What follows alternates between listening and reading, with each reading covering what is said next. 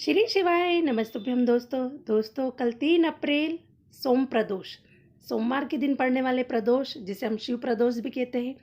इस दिन किए गए उपाय दोस्तों बहुत ही कारगर सिद्ध होते हैं और इस दिन धन संपदा के लिए, व्यापार के लिए, नौकरी के लिए या किसी विशेष परिस्थिति में या विषम परिस्थिति में फंस गए तो उसके लिए उपाय। तो दोस्तों वीडियो अंत तक जरूर सुने। कहते हैं सोमवार की जो प्रदोष पड़ती है वो इच्छा पूर्ति करती है, तो कुंदकेश्वर का उपाय करिए। बेलपत्री 5 बेलपत्र आप 5 बेलपत्री को ले सकते हैं और 5 बेलपत्र में पीला चंदन पूरी बेलपत्री पर लगा लें।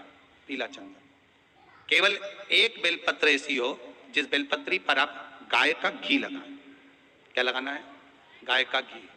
5 बेलपत्र में से 2 बेलपत्र नीचे पीली चंदन वाली, बीच में गाय के घी वाली बेलपत्र और उसके ऊपर वापस 2 बेलपत्र वही पीले चंदन की रख लें। महाराज प्रदोष के दिन व्यापार वाली जगह पर या अपने घर में जहां रसोई घर हो या पूजन का स्थान हो, उस 5 बेलपत्र को एक कटोरी में, एक बाटकी में रख लें और एक घी का दिया उस बेलपत्र के सम्मुख में लगाएं। उस बेलपत्र को प्रदोष के दिन प्रदोष काल में उठाएं और भगवान शंकर को अपनी कामना कर कर समर्पित कर कर जाएं। केवल 2 प्रदोष करिए कुंदकेश्वर महादेव के नाम से। लक्ष्मी मेरा भोलेनाथ देना प्रारंभ कर देगा, संपदा वो देगा, वैभव वो देगा। 2 प्रदोष कर कर देख लीजिए। वैसे करना चाहिए इसको 5 प्रदोष। कितने प्रदोष करना चाहिए? 5।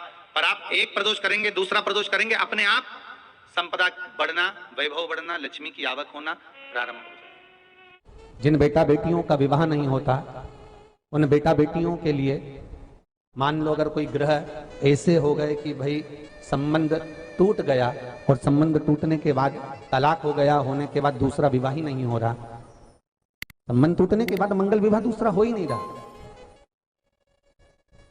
तो प्रयास करिएगा। माँ जगतजननी जगदम्बा का हाथ इस तरह से रहता है, आपने दर्शन करे होंगे पार्वती मैया के शिव मंदिर में, तो पार्वती जी का हस्त कमल शंकर जी की साक्षी में हमेशा बंधा हुआ रहता है, शिव की साक्षी। महाराज प्रदोष काल में, प्रदोष के दिन, कभी भी किसी भी प्रदोष के दिन, वैसे तो मूल है इसमें सोम प्रदोष का वर्णन, सोमवार की जो प्रदोष पड़े उसका मूलता माना गया है, पर आप प्रयास करना कि किसी भी प्रदोष के दिन जिसका तलाक हो चुका हो, जिसका संबंध खराब हो चुका हो, संबंध हो ही नहीं रहा हो वापिस से, सोम प्रदोष के दिन जहां मां जगतजननी का हस्त कमल बंधा रहता है और शंकर भगवान का शिवलिंग है, सोमवार का जो प्रदोष हो उस प्रदोष के दिन जिसका मंगल विवाह नहीं हो रहा है, सारी तकलीफें झेल रहे हो, बहुत कष्टप्रद हो, तो मां का जो हस्त कमल है उस हस्त कमल से लेकर शंकर भगवान के शिवलिंग तक एक कच्चे सूत की धार बनाई जाती है। महाराज 6 धार कच्चे सूत की बनाई जाती है। यहाँ शंकर भगवान का शिवलिंग है, यहाँ माता का हस्तकमल है, हस्तकमल से चालू होकर शिवलिंग, शिवलिंग से चालू होकर हस्तकमल, ऐसी 6 धार बनाई जाती है माता। और धार बनाकर उस धार पर माखन का लेपन किया जाता है भगवान शिव को। जैसा ललिता माता ने भगवान शंकर से वर प्राप्त करा था उसी तरह फिर उस लेपन को लगाने के बाद उसको उतारकर उसी को लपेटकर शंकर भगवान पर उसको चढ़ा दिया जाता है, मात्र अपनी मंगल विवाह की कामना कर कर। अगर कोई कुंवारी अवस्था में कर रहा है तो उसमें हल्दी लगाए, और अगर कोई शादी होने के बाद, संबंध टूटने के बाद दूसरी शादी के लिए कर रहा है तो उसमें हल्दी ना लगाए, बस इतना अंतर रहता है। तो जो प्रदोष पढ़ा करे, जब प्रदोष पढ़े, बन सके 1 बेलपत्र, बन सके 5 बेलपत्र, शमी पत्र, हरे मुंह,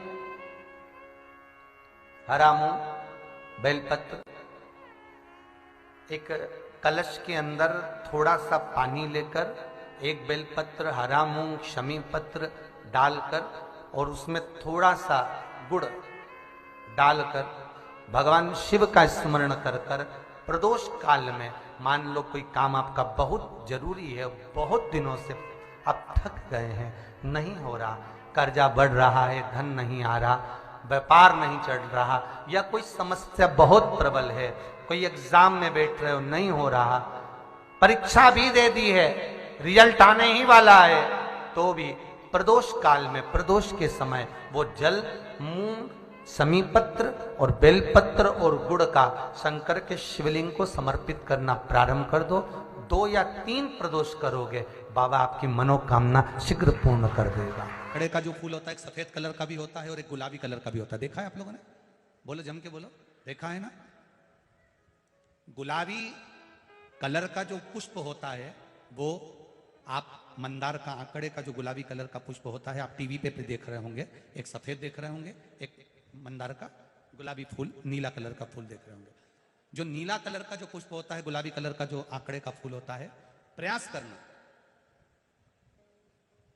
जब किसी विषम परिस्थिति में फंस गए, विषम परिस्थिति, जब आपको लग रहा है कि मुझे बहुत भय लग रहा है, कुछ बुरा होने वाला, आपको लग रहा है आज मेरी उल्टी आंख बहुत फड़क रही है, कुछ गड़बड़ होने वाला, आपको लग रहा है मेरी सीधी आंख फड़क रही, कुछ गड़बड़ होने वाला, तब केवल वो नीला जो गुलाबी पुष्प है मंदार का, उसको कहीं से लाकर शिवालय में अशोक सुंदरी वाली जगह पर स्पर्श कर कर शिवलिंग पर आप चढ़ा दीजिए।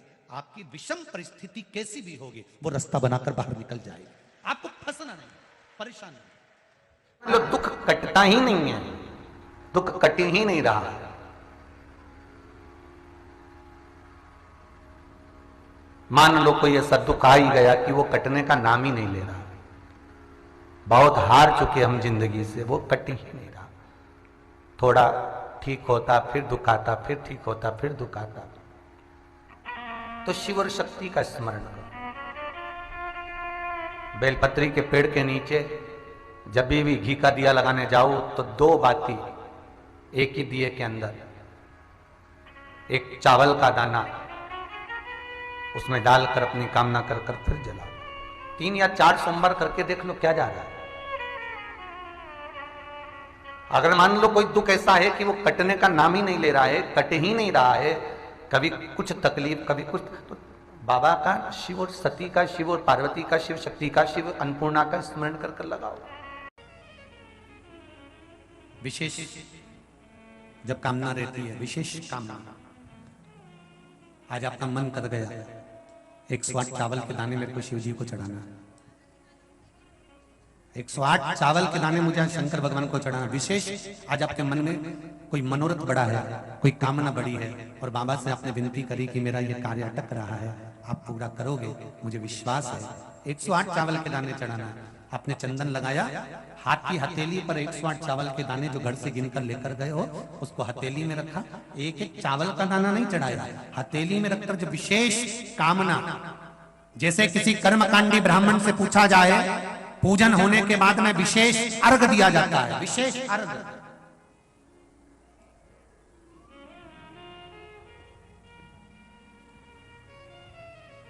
उसी तरह विशेष कामना के लिए